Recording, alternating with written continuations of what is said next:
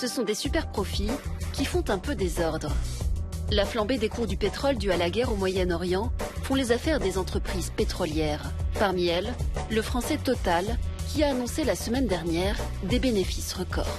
Une polémique qui monte vite. Total Energy a réalisé un bénéfice de près de 6 milliards de dollars, en hausse de 50% par rapport à l'année dernière. C'est l'un des meilleurs résultats du groupe pour un premier trimestre de son histoire. Une annonce choc qui a relancé le débat sur la taxation des super profits, alors que les automobilistes voient les prix grimper à la pompe.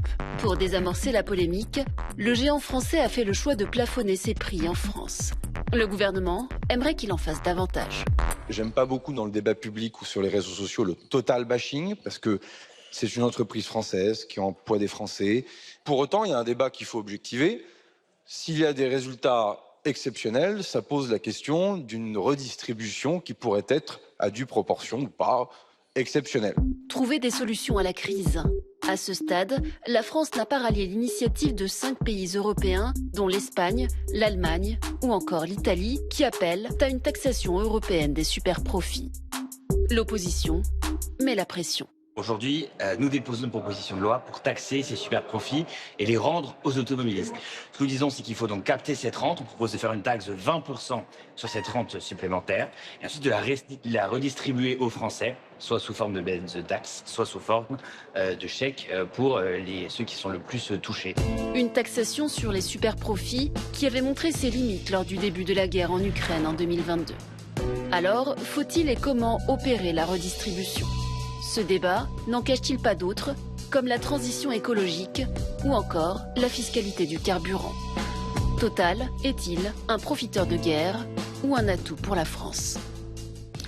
Nos trois invités vont en débattre. Lucas Chancel, bonsoir, économiste, professeur à Sciences Po, co-directeur du laboratoire sur les inégalités mondiales à l'École d'économie de Paris. Dernier essai, Énergie et inégalité, une histoire politique. Selon vous, toutes les entreprises pétrolières, à l'image de Total, annoncent des résultats exceptionnels avec des marges, selon vous, injustifiées et injustifiables vu l'ampleur de la crise énergétique actuelle. Il faut, ajoutez-vous, une taxation des super-profits.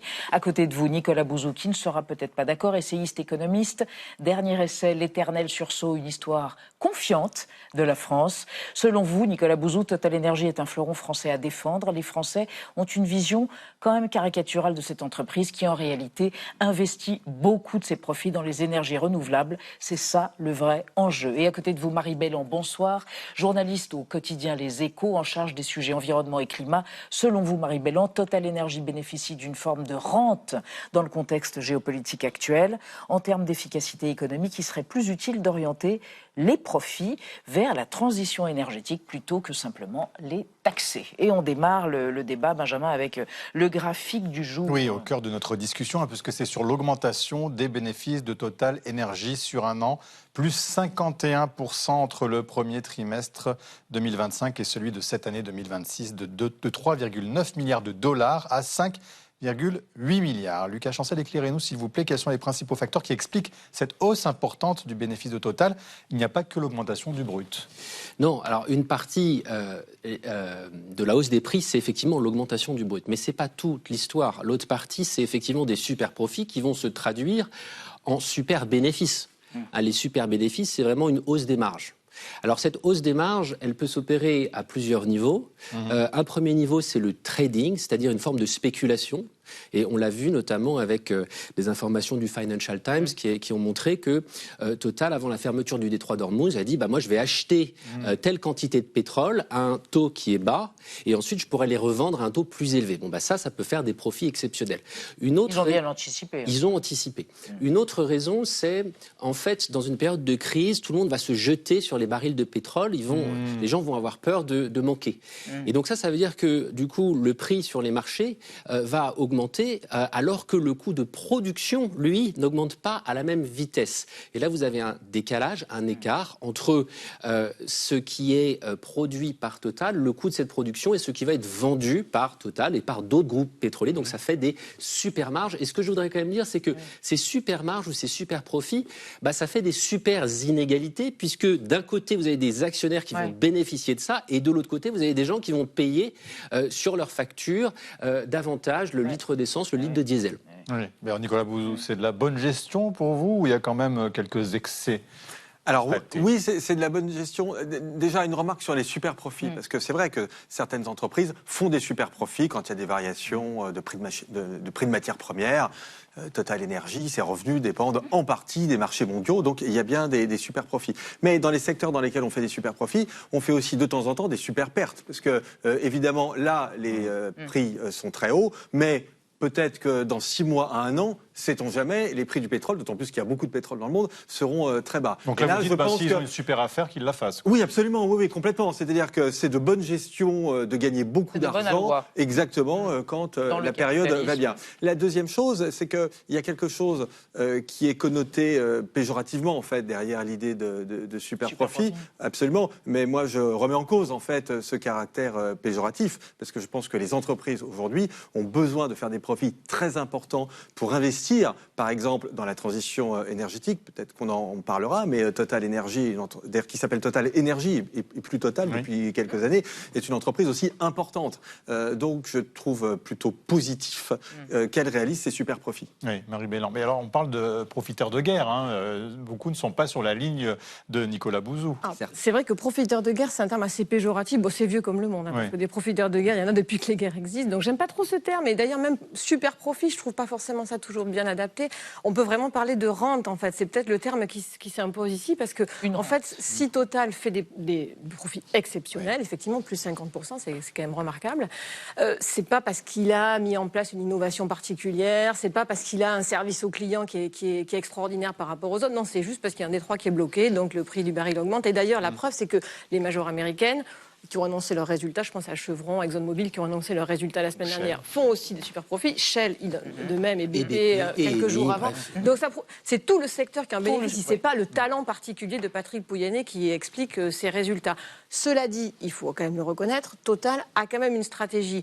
Alors, ils ont fait des stocks. Alors, on peut appeler ça, effectivement, oui, c'est des traders qui ont eu l'intelligence de faire des stocks. Alors, bon, on peut le regretter ou pas. Moi, je trouve que c'est plutôt intelligent d'avoir fait ça. Deuxièmement, Total a eu aussi la clairvoyance d'avoir des sources d'approvisionnement un peu diversifiées, pas uniquement au Moyen-Orient, ce qui n'est pas le cas de toutes les compagnies pétrolières. Donc on peut dire qu'ils ont une stratégie qui est quand même plutôt avisée, et en cela, c'est payant. Donc voilà, du coup, voilà, on peut parler de rente, mais il faut aussi quand même reconnaître que Total a su bien tirer son épingle du jeu. On peut au minimum reconnaître cela. Dubitatif. Non, mais regardons de l'autre côté, en fait, quand même, à la pompe. C'est sur le diesel, le litre de diesel, il est à 50 centimes de plus par litre. Sur ces 50 centimes, vous avez à peu près 25 centimes qui sont liés à la hausse des prix du brut et une vingtaine de centimes qui vont être liés à des super marges, disons. Et puis peut-être un tout petit peu plus de la fiscalité de la TVA, mais très peu.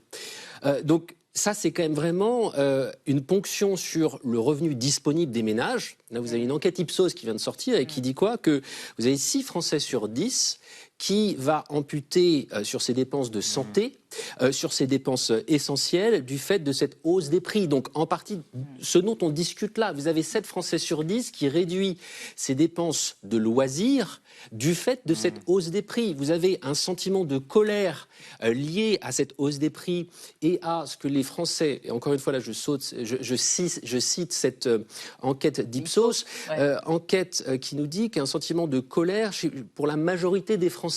Encore une fois, une partie est directement liée à des super profits qui font des super marges et qui font des super dividendes demain. Donc c'est très important d'avoir ça en tête pour penser des solutions potentielles de taxation ou autre forme de solution plutôt que de dire c'est juste des gens très intelligents qui ont bien fait leur boulot. On va y revenir, mais je sais que vous voulez réagir. Bien sûr, bien sûr.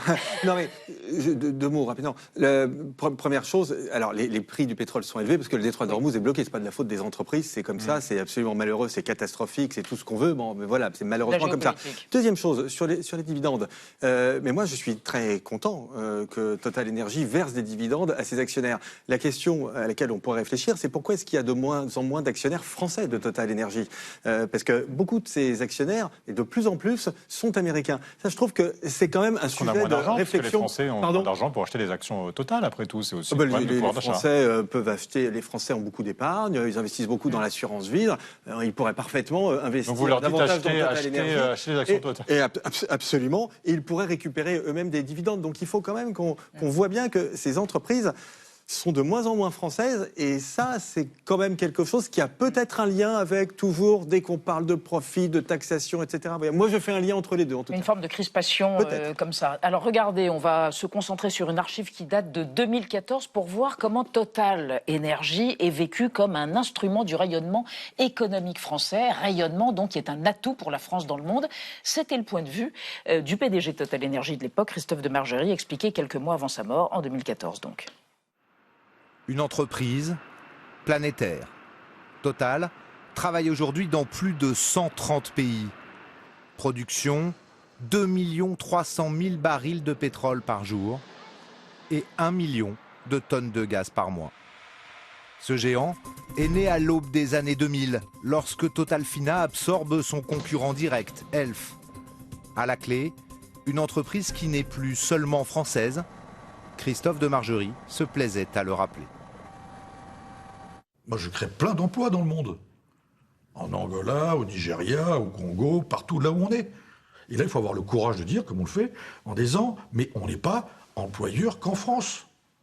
On est employeur dans le monde. Dans le monde, Marie Bélan, est-ce que c'est une particularité française de s'en prendre au fleuron français? C'est vrai que dans d'autres pays, pour être fier d'avoir une telle multinationale, ici, même quand elle fait un effort à la pompe, puisque les prix ont été bloqués, on dit non, haro sur Total. Oui, c'est vrai que c'est un peu curieux, parce qu'on devrait plutôt être fier d'avoir des fleurons. On en a plusieurs d'ailleurs, dans l'aéronautique, dans le luxe, là, donc dans l'énergie.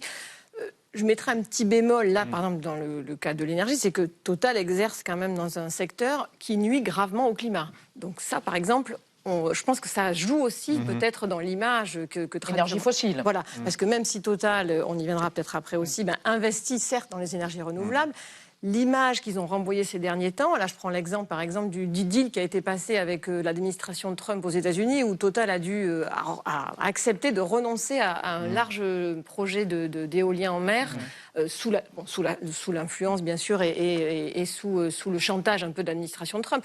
Mais ça, je pense que dans l'image de l'entreprise, ça joue aussi énormément. On n'arrête pas de dire qu'il faut sortir des énergies fossiles, il faut arriver à limiter le réchauffement à plus 1,5 degré. Total participe de ce réchauffement climatique. Enfin, je veux dire, c'est clair pour tout le monde. Et Lucas Chancel, donc se pose la question de la taxation des superprofits. En même temps, on se dit, ils font déjà un effort, Total, puisqu'ils plafonnent le prix à la pompe. C'est une manière pour eux de participer à l'effort national, non, et au budget des ménages. À combien ils plafonnent le litre? C'est 2,25 sur le litre de diesel, le plafonnement. Sauf qu'aujourd'hui, la moyenne des prix sur le litre de diesel, elle est inférieure. Et ils font quand même des bénéfices exceptionnels. Mais sur le samplon, des super profits. Oui, mais alors les marges, c'est surtout sur le diesel. Il faut avoir en tête que les marges de raffinage, c'est essentiellement sur le diesel qu'on va faire. Donc c'est que de la com. Des super profits. C'est essentiellement de la com, et le juge de paix dans tout ça, en fait, c'est les bénéfices exceptionnels dont on parlait tout à l'heure. C'est-à-dire que si le plafonnement était suffisant pour empêcher ces marges, ces super profits, il n'y aurait pas de bénéfices exceptionnels. Sauf que là, on voit ce bond exceptionnel des bénéfices par rapport à l'année dernière. Je rejoins tout à fait ce qui a été dit sur le climat. On va y venir tout à l'heure, Lucas Chancel. C'est important de se dire que Total investit un petit peu en fait dans les alternatives, mais c'est moins d'un quart de ses investissements totaux. Donc là, en fait, il y a des profits qui sont faits sur le dos de la planète. C'est quand même ça qu'il faut avoir en tête. Alors, on va revenir aux énergies renouvelables et au changement de braquet qu'il faudrait opérer, mais on va évoquer donc cette notion de est-ce qu'il faut taxer les super profits. Et avec vous, Anna, vous nous expliquez qu'il y a déjà eu une taxation assez peu fructueuse en fait en 2022. Oui, en 2022, contexte de guerre en Ukraine, la Commission européenne adopte une contribution de solidarité temporaire, c'est-à-dire une taxe sur les bénéfices excédentaires des entreprises du gaz, du pétrole et du raffinage. Le gouvernement français, dans la foulée, applique cette taxation aux grands groupes pétroliers français, comme Total Énergie ou Esso, qui avaient doublé leur chiffre d'affaires au cours de cette période. Bercy espérait plus de 200 millions d'euros de recettes fiscales et finalement, seuls 69 millions ont atterri dans les caisses de l'État, selon la note de l'Institut des politiques publiques. Ce manque à gagner, il s'explique par de moindres bénéfices réels sur le sol français. Pourquoi ? Parce que Total, comme d'autres groupes pétroliers, a l'habitude de placer ses bénéfices dans des pays où la fiscalité est plus avantageuse, en Suisse par exemple, ou dans d'autres paradis fiscaux. Et à l'inverse, il installe ses activités les moins rentables, comme la raffinerie, dans des pays où la fiscalité est plus élevée. Par exemple, depuis 2019, Total n'a pas ou peu réalisé de bénéfices en France. Et dans ce contexte, 5 pays de l'Union européenne, l'Allemagne, l'Autriche, l'Italie, le Portugal et l'Espagne, mais pas la France, ont réclamé à la Commission européenne d'instaurer une nouvelle taxe sur les superprofits, mais cette fois en prenant compte des bénéfices qui sont réalisés à l'étranger. Alors est-ce que ça, Nicolas Bouzou, ça peut être la solution d'élargir ce périmètre de taxation à une échelle européenne, voire mondiale? Alors je ne crois pas, parce que quand vous regardez l'exemple que vous avez cité, il y a un autre facteur qui explique que ça ait rapporté très peu d'argent, c'est le fait que ces taxations, elles arrivent un peu à contre-temps. Parce que là, les profits importants, ils ont été réalisés au premier trimestre. Si on fait une taxe, elle ne sera pas rétroactive, elle ne sera pas sur le premier trimestre, ce ne serait pas légal. Et donc, elle va peut-être arriver à un moment où les prix du baril et donc les profits de Total seront pas ceux-là. C'est pour ça que cette question de la taxation des superprofits, on peut la discuter sur le fond. C'est ce que je fais un peu seul contre tous, mais ça, c'est les joies du débat public, bien sûr. Mais au-delà de ça, je ne suis pas sûr que ce soit très... Même si on est convaincu, je ne suis pas sûr que ce soit très efficace. On s'y est déjà essayé il y a quelques années. Vous avez 60 millions d'euros. Mais justement, avec une méthode qui est là un petit peu plus poussée, est-ce que ça ne permettrait pas quand même de récupérer des recettes fiscales ? C'est quand même ce que pensent des États, des chefs de gouvernement qui ne sont pas, totalement nouveaux et incompétents en la matière et qui se disent, nous, on peut apprendre de ce qui s'est passé en 2022. Effectivement, la mesure de 2022, en tout cas pour la France, a été un petit peu mieux faite dans d'autres pays européens. Dans certains pays européens, ça a été d'ailleurs fait de manière rétroactive. Donc, ce que vous dites, il y a des pays européens qui ont pris en compte des profits qui avaient déjà été réalisés. Ça pose effectivement des questions d'un point de vue du droit fiscal, mais en tout cas, certains pays l'ont fait. Et je pense qu'il faut vraiment adapter ces outils à la réalité de ces groupes. C'est-à-dire, ce sont des groupes qui sont intégrés dans plusieurs pays et qui peuvent dire, non mais attendez, regardez, on fait des bénéfices exceptionnels au niveau mondial, mais en France, on affiche des bénéfices négatifs. Donc ça, c'est ce que dit Total. Donc là, ce que disent ces chefs de gouvernement, c'est il faut qu'on apprenne de ça. Il y a plusieurs manières pour le faire. On peut notamment s'intéresser aux volumes vendus plutôt qu'aux bénéfices déclarés.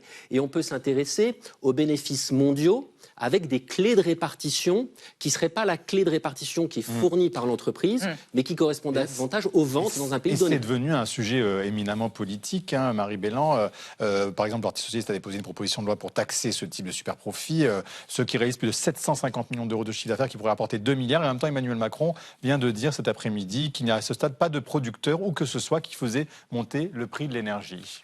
En fait, c'est là qu'on voit que c'est un sujet plus politique aujourd'hui finalement qu'économique. Et d'ailleurs, cette taxation des super profits, comment ça s'appelle, c'est plus un symbole qu'autre chose. Alors, les symboles ont leur importance et notamment ça rapporterait de l'argent dans les caisses de l'État. À plusieurs milliards. Oui, enfin non, mais là en l'occurrence, si on se fonde sur le rendement de la précédente taxe, c'est rien du tout. Justement, même... qui était mal ficelé. Après, je fais confiance à l'ingéniosité de Bercy pour trouver des choses peut-être plus efficaces, mais c'est vrai que ce que ça a rapporté en 2022, ça ne couvre même pas les toutes petites aides qui ont été mises en place depuis début mars en France pour aider les pêcheurs, les agriculteurs, les aides à domicile. Voilà. Elle était faite pour ne rien rapporter, déjà. Pour le dire. Elle était faite pour ne rien rapporter. Mais justement, est-ce que on peut se dire que c'est un symbole? Il faut peut-être que ça reste un symbole parce que c'est pas l'instrument le plus efficace et comme on le disait, peut-être qu'il vaut mieux trouver des systèmes d'incitation pour que les énergéticiens investissent plus dans la transition énergétique, dans les énergies renouvelables.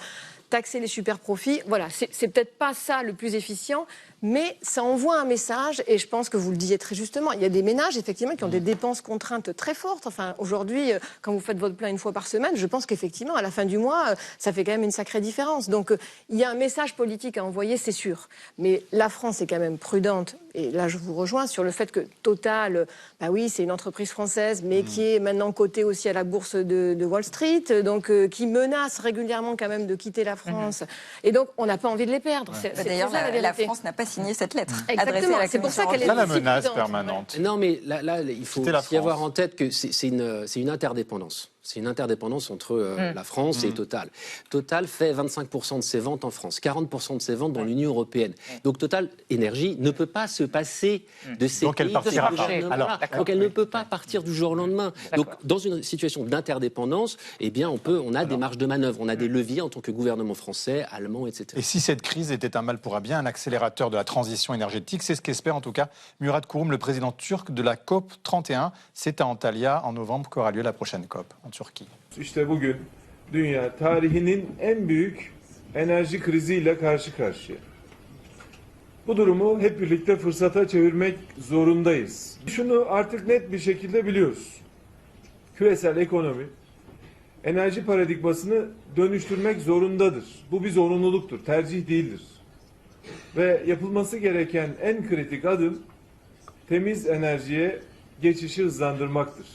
Nicolas Bouzou, c'est l'occasion de réinterroger notre modèle. Ah mais complètement, mais je trouve que le très grand sujet, il est là. C'est-à-dire, c'est de se dire, mais au fond, comment on saisit cette opportunité extrêmement malheureuse pour construire un modèle énergétique basé sur les électricités bas carbone, sachant qu'en France, en plus, avec le nucléaire, on est plutôt bien placé pour ça, mais avec les énergies renouvelables aussi, et notamment parce qu'on a des grandes entreprises et on a des grands énergéticiens. Mais Total le fait suffisamment, justement. En tout cas, il le fait plus que les autres. Parce que quand vous regardez les équivalents anglo-saxons dont vous avez parlé tout à l'heure, ils le font pas. Eux, ce qu'ils expliquent de toute façon, c'est que le monde a encore besoin de pétrole et donc qu'on va en rester au pétrole. Donc je trouve que c'est plutôt sympa pour la France d'avoir une très grosse entreprise avec laquelle on peut essayer de composer pour qu'elle investisse massivement. Alors est-ce qu'elle peut faire plus? Je veux dire, dans ce domaine-là, la réponse ce sera toujours la même. Il faut toujours faire plus. Non, mais c'est clair. Donc là, ils doivent faire de mémoire entre 3 et 5 milliards d'euros par an d'investissement dans les énergies bas carbone. C'est pas suffisant, c'est pas mal. Moi, je préfère qu'on les ait, en tout cas. Marie Bellan, plus 48% depuis janvier 2026 de vente de voitures électriques. Ouais, ça dit quoi? Il y a quand même eu un déclic. Alors, moi, je fais un déclic à l'échelle collective. La comparaison avec ce qui s'est passé en 2022, où on a eu aussi une crise énergétique, aussi une envolée des prix des carburants, du gaz. Là, c'est vrai qu'on voit qu'il y a une maturité du marché des véhicules électriques qui est très différente de celle d'il y a 4 ans, notamment avec des véhicules à bas prix qui n'existaient pas sur le marché européen il y a encore quelques années. Donc on peut espérer effectivement, avec aussi des coups de pouce, parce que le gouvernement a annoncé il n'y a pas très longtemps un grand plan d'électrification dans lequel, alors il y a des choses sur le changement du chauffage au fioul ou au gaz vers les pompes à chaleur, mais il y a aussi toute une partie sur ce qu'on appelle le leasing social, dont l'acquisition à bas prix, donc une centaine d'euros par mois, la location plutôt de véhicules à une centaine d'euros par mois, voilà, pour des ménages. C'est un tout petit plan parce que c'est 50 000 véhicules x 3. 70 millions de budget, de subventions sur ce plan, 70 millions d'euros. On parlait de bénéfices là de 5 à 6 milliards. Est-ce qu'il faut aller jusqu'à la nationalisation ou pas? Ou est-ce que c'est un faux débat pour vous? Parce qu'on a vu la secrétaire générale de la CGT, Sophie Binet, dire voilà, nationaliser Total Énergie parce que l'énergie est un bien essentiel et du coup on irait plus vite vers la transition. En tout cas, ça coûte 50 milliards. En 46, il y a 80 ans, quand les législateurs ont nationalisé EDF, GDF, et à ce moment-là, la compagnie française du pétrole, donc l'ancêtre de Total, était aussi en partie sous possession publique. Quand on a nationalisé les énergéticiens nationaux, c'était précisément pour se dire on a une transformation profonde de notre économie à faire. Pourquoi pas le faire alors? Et on a des questions, des enjeux d'inégalité et de souveraineté. Et c'est pour ça que les législateurs à l'époque ont dit ok, on nationalise. Ça coûte cher, c'est pas facile, il faut regarder tout ça. Question. D'accord. Même question à Nicolas Bouzou. C'est une question qui est tout à fait légitime. Même question à Nicolas Bouzou. Alors déjà, dépenser 50 milliards d'euros en ce moment pour acheter une entreprise, je veux bien des débats lunaires, mais là, franchement, celui-là est pas mal. Mais d'autre part, ça se base sur une idée qui serait que l'État serait mieux capable que les actionnaires de Total Énergie, voilà, et investirait plus vite dans le renouvelable, etc. Je ne vois absolument pas le fondement de cette idée. Merci à tous les trois. On n'a plus le temps, je suis navrée, mais merci en tout cas à tous les trois d'être venus débattre de cette question.